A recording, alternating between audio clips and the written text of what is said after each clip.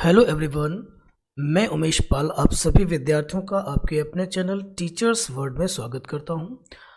आशा है कि सभी स्वस्थ और मस्त होंगे और सभी को राधे राधे, जय श्री कृष्णा।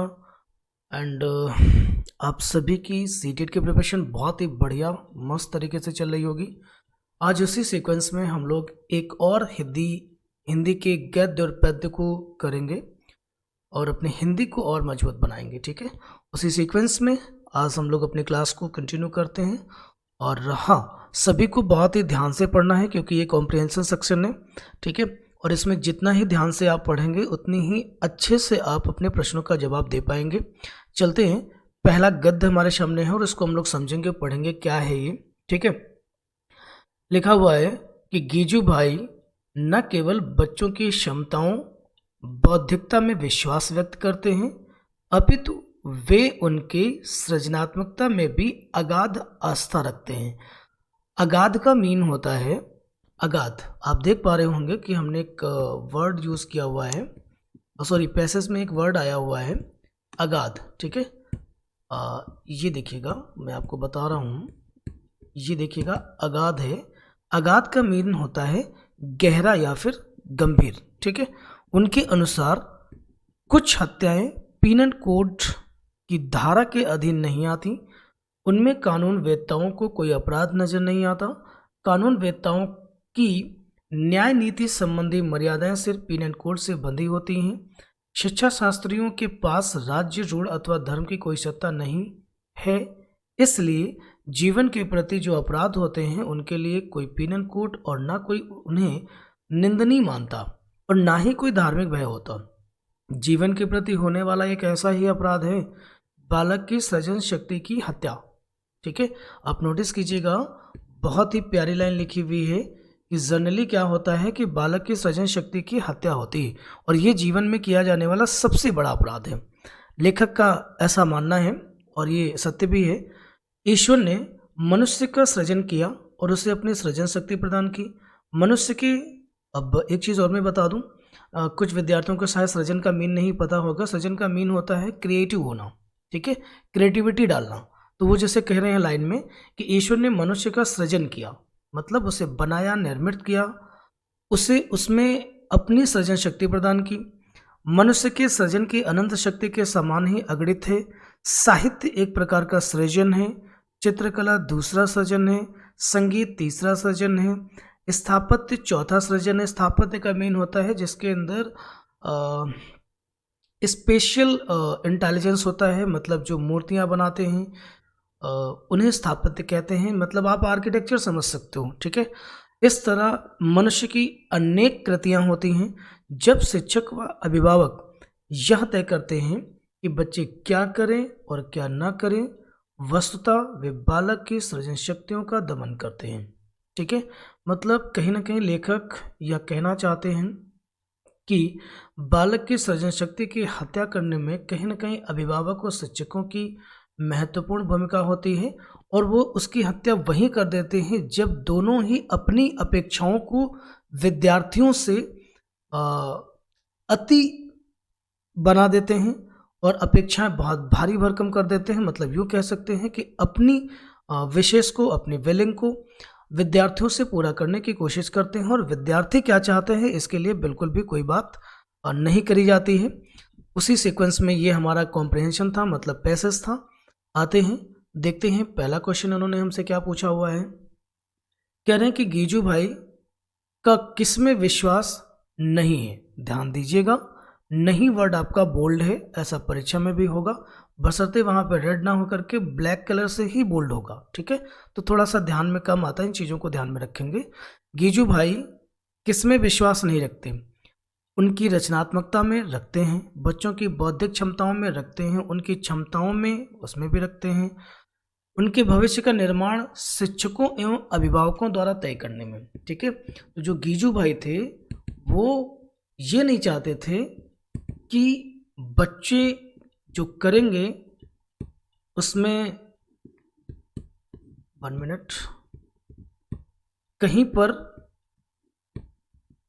अभिभावक और शिक्षक अपनी इच्छाओं को विद्यार्थियों पर थोपे, ऐसा वो नहीं चाहते थे।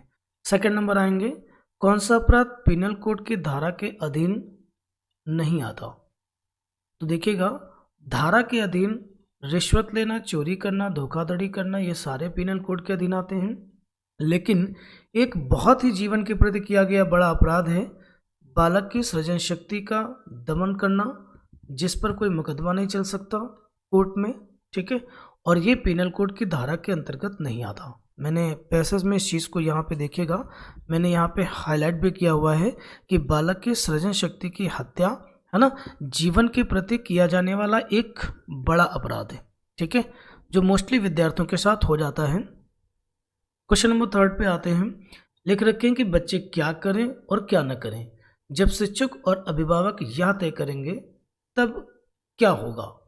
फर्स्ट ऑप्शन पढ़ेंगे हम लोग, बच्चों में रचनात्मकता भर जाएगी। भाई क्यों भर जाएगी? क्रिएटिविटी तब आती है जब बच्चे की विचारधारा, उसकी गतिविधियां स्वतंत्र हों, किसी भी व्यवस्था से बंधी हुई ना हो, वहां से क्रिएटिविटी जन्म लेती है। सेकंड ऑप्शन पढ़ेंगे, बच्चों में सृजन शक्ति का दमन हो जाता है। बिल्कुल हो जाएगा, है ना। जब बच्चों को स्वतंत्र रूप से गतिविधियां नहीं करने का अवसर मिलेगा तो बच्चों की खुद की सोच, खुद की समझ और उनके अंदर किस स्तर की क्षमताएं हैं यह वो नहीं जान पाएंगे, जिसके कारण उनके सृजन करने की क्षमताएं कम हो जाएंगी या दमित हो जाएंगी। नेक्स्ट क्वेश्चन पे आते हैं। क्वेश्चन नंबर 4 में लिखा हुआ है कि साहित्यिक शब्द में इक प्रत्यय लगाने पर कौन सा शब्द बनेगा? देखिएगा, इसमें आपका जो शब्द बनेगा वो होगा ऑप्शन सी लिखा हुआ है। ग्रामर से रिलेटेड भी कुछ क्वेश्चंस यहाँ पे कर लिए जाते हैं। क्वेश्चन नंबर 5 को देखेंगे, न्याय नीति में समास है। तो देखिएगा, न्याय नीति में कर्मधारय नहीं होगा, कर्मधारय में विशेषण और विशेष्य 2 पद प्रधान होंगे, तत्पुरुष विभक्तियों का समावेश होगा, अव्ययी भाव एक अव्यय होता है, उसके अंदर द्वंद्व का मतलब होता है, जिसमें योजक चिन्ह होता है, बीच में लगा होता है। न्याय और नीति, इसको अगर हम ब्रेक कराएंगे, लेकिन नोटिस कीजिएगा, आपसे ये जानबूझ के गलती कराई जा रही है। आप ऑप्शन लगा देंगे द्वंद्व। क्यों? एक तो योजक चिन्ह लिखा हुआ है और द्वंद्व की पहचान ये भी होती है कि उसमें उसको जब हम ब्रेक कराएंगे या योजक चिन्ह हटाएंगे तो और शब्द जुड़ जाएगा। अगर इसको हम ब्रेक करके पढ़ते हैं तो इसमें आएगा न्याय और नीति, ठीक है, जबकि ये गलत है। इसमें ऑप्शन आपका बनेगा तत्पुरुष समास। क्यों बनेगा ये समझ लीजिएगा, क्योंकि न्याय और नीति 2 अलग व्यवस्थाएं नहीं हैं। न्याय की नीति, अगर हम तत्पुरुष समास की बात करें, न्याय में नीति होना, ठीक, ये आपका उसका विग्रह होगा, संधि होगी, ठीक है। तो इसलिए इसका तत्पुरुष समास इसमें बनेगा, आपका द्वंद्व समास नहीं बनेगा। क्वेश्चन नंबर 6 पर हम लोग आ रहे हैं। कहने के ईश्वर का पर्यायवाची नहीं है, हमें वो ढूंढना है जो ईश्वर का पर्यायवाची नहीं है, ठीक है। नहीं शब्द पे ध्यान रखेंगे। जगदीश, परमेश्वर, परमात्मा ये ईश्वर के होते हैं। वज्रदेह ये नहीं होगा, क्योंकि वज्रदेह जो होता है वो हनुमान जी का पर्याय है। वज्र का मतलब होता है जो वज्र के समान कठोर हो, देह का मीन होता है शरीर। जिसका वज्र के समान कठोर शरीर हो उन्हें क्या कहते हैं? तो वे होते हैं हनुमान। इसलिए वज्रदेह ईश्वर का पर्यायवाची नहीं होगा। क्वेश्चन नंबर 7 पे आ रहे हैं हम लोग। देख रहे हैं कि निम्नलिखित में से कौन सा सृजनात्मकता के अंतर्गत नहीं आएगा, ठीक है। तो देखिएगा, किसी विषय पर अपने विचार लिखना एक प्रकार की क्रिएटिविटी हो गई। कहानी लेखन करना बिल्कुल ठीक है। मिट्टी से खिलौने बनाना क्रिएटिविटी तो है। प्रश्नों के उत्तर याद करना, इसमें कोई क्रिएटिविटी नहीं है। ये कोई भी विद्यार्थी कर सकता है, उसमें क्रिएटिविटी हो या ना हो, ठीक है। क्वेश्चन नंबर 8 पर आ रहे हैं। लिखा हुआ है कि निंदनीय का विलोम है। निंदनीय का विलोम क्या हो सकता है? प्रशंसा, प्रशंसनीय, स्तुति। ऑप्शन बनेगा इसका प्रशंसनीय, जबकि ज्यादातर स्टूडेंट्स को हो सकता है लगे कि इसका उत्तर बनेगा प्रशंसा। सो प्रशंसा नहीं होगा, है ना। जिस पार्ट्स ऑफ स्पीच से क्वेश्चन यहाँ पे किया जाता है उसी पार्ट्स ऑफ स्पीच से आपको जवाब भी देना होता है। प्रशंसनीय वर्ड होगा यहाँ पे, है ना, प्रशंसा नहीं बनेगा, ठीक। अगले क्वेश्चन नंबर 8 तक हमने कंप्लीट कर लिया है। अब हम लोग नेक्स्ट पैसेज पे आ जाएंगे और वहाँ देखेंगे नीचे दी गई काव्य पंक्तियों को पढ़कर सबसे उचित विकल्प का चयन करना है। कुछ काव्य पंक्तियाँ लिखी हुई हैं, इसको पढ़ेंगे और इस पर आधारित होंगे हमारे नीचे के प्रश्न। बहुत ठीक से और ध्यानपूर्वक हम लोग इसको समझेंगे। लिख रखे हैं कि नहीं झुका करते जो दुनिया से करने को समझौता, ऊंचे से ऊंचे सपनों को देते रहते जो न्योता, दूर देखती जिनकी पैनी आंख भविष्यत का तमचीर, मैं हूं उसके साथ खड़ी जो सीधी रखते अपनी रीढ़। अपनी रीढ़ नोटिस कीजिएगा, सीधी रीढ़ का अर्थ क्या होगा। तो काव्य को पढ़कर महसूस हो रहा है आत्मनिर्भर होना, देखो सीधी बात कहना और अभिमानी होना, ऐसा कोई भाव हमको ऊपर से मिला नहीं। आत्मनिर्भर होना एक भाव तो है, बट बेस्ट ऑप्शन चूज करना है तो स्वाभिमानी और स्वावलंबी होना।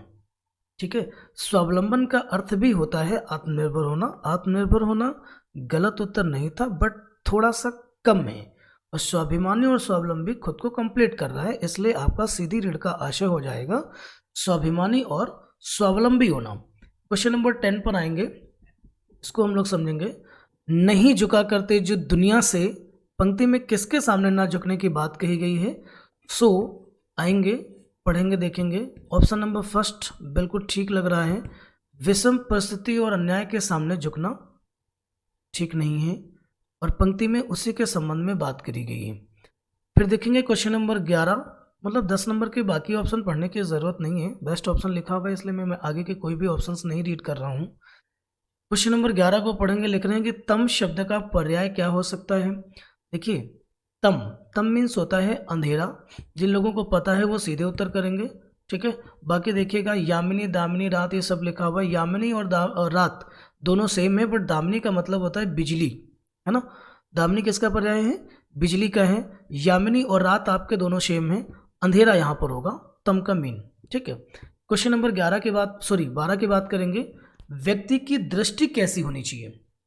तो व्यक्ति की जो दृष्टि हो, जैसा कि ऊपर पैसेज में लिखा था, हमने पढ़ा था, जो भाव थे, अगर किसी स्टूडेंट्स को लगे कि कहीं से मिस हो रहा तो वापस जाके दोबारा उसको पढ़ लेंगे पैसेज को, है ना। और वो होनी चाहिए दूरदर्शिता से लेस। लेस का मतलब लेस नहीं है, ठीक है। अगर आपको लगे कि लेस का मतलब कम होना, लेस का मतलब होता है इंक्लूड होना, है ना, शामिल होना, तो दूरदर्शिता से लेस होनी चाहिए। क्वेश्चन नंबर 13 पर आ रहे हैं, लिखे हैं कि कविता की पंक्तियों के अनुसार कविता किसके पक्ष में खड़ी है। कविता किसके पक्ष में खड़ी है। सो आप पैसेज में जाकर के देखिएगा, और यहाँ पे लिखा है कि मैं हूँ उनके साथ खड़ी जो सीधी रखते अपनी रीढ़। नोटिस कीजिए, आखिरी लाइन में लिखा है मैं हूँ उनके साथ खड़ी जो सीधी रखते अपनी रीढ़। और अपनी रीढ़ का मतलब जो स्वाभिमानी और स्वावलंबी लोग होंगे। आते हैं अपने क्वेश्चन को देखेंगे, जो स्वाभिमानी, साहसी और निर्भीक होंगे। कुछ नहीं करना है आपको, ऑप्शंस भी नहीं देखने हैं, एक भी सिंगल क्वेश्चन गलत नहीं होगा अगर आपने पैसेज को ठीक से पढ़ा है और उसे ठीक से समझा है। ठीक है, बिना किसी भय के। प्रेशर बहुत होता है, बट प्रेशर को महसूस मत कीजिएगा, प्रेशर कुछ नहीं होता है। प्रेशर तभी तक है जब आप काम नहीं कर पाओगे, आप पढ़ाई नहीं करोगे, आपको कोई परेशानी तभी होगी, अदरवाइज कोई परेशानी नहीं होगी। सीटेट का एग्ज़ाम आपके लिए बहुत ही ईजी होगा, और बिल्कुल परेशान ना हो। क्वेश्चन नंबर 14 पे आते हैं, ऊंचे से ऊंचे सपनों को निमंत्रण देने का भाव क्या है। तो स्वप्नशील होना, सपनों को आमंत्रित करना, खोए रहना, उससे बेहतर ऑप्शन है कि उच्च कोटि के सपनों को देखना और फिर उन्हें साकार करने का प्रयास करना। एक ऑप्शन ज़्यादा हो गया है, ज़रा इसको हम लोग ठीक कर लेते हैं। ठीक है, सो इन्होंने एक बात जरूर समझाने की कोशिश करी है कि कुछ लोग होते, कुछ विद्यार्थी होते हैं ना, जो सिर्फ सपने ही देखते हैं। तो जो सिर्फ सपने देखते हैं वो स्वप्नशील होते हैं। पहला ऑप्शन लिखा हुआ है, सपने देखिए, बट उन्हें क्या करना है, साकार भी तो करना है, और साकार करने के लिए आपका स्वाभिमानी, साहसी और निर्भीक होना जरूरी है। आंख शब्द कैसा है, तो आंख शब्द आपका है तद्भव, इसका जो तत्सम होता है वो होता है अक्षी, और देशज और विदेशज तो हो ही नहीं सकता है। सो हम लोगों ने अब तक 15 क्वेश्चन अपने कॉम्प्रिहेंशन सेक्शन के कंप्लीट कर लिए हैं। आशा है कि सभी विद्यार्थियों को बहुत ही ठीक प्रकार से ये पार्ट आपको समझ में आ गया होगा और बिल्कुल भी ना डरें, ठीक है। आपको एक एक क्वेश्चन आप हिंदी में बहुत इत्मीनान से कीजिएगा, आपके पूरे के पूरे मार्क्स वहाँ पे आएंगे। चलिए आज की क्लास को हम यहीं पर वाइंड अप करेंगे और सभी विद्यार्थियों से अनुरोध है कि सेशन अगर आपको बहुत ठीक लगा हो तो शेयर, लाइक और कमेंट्स ज़रूर कर दीजिएगा और अपने प्रिय मित्रों को ज़रूर इसे शेयर कर दें ताकि उन्हें भी इसका लाभ मिल सके।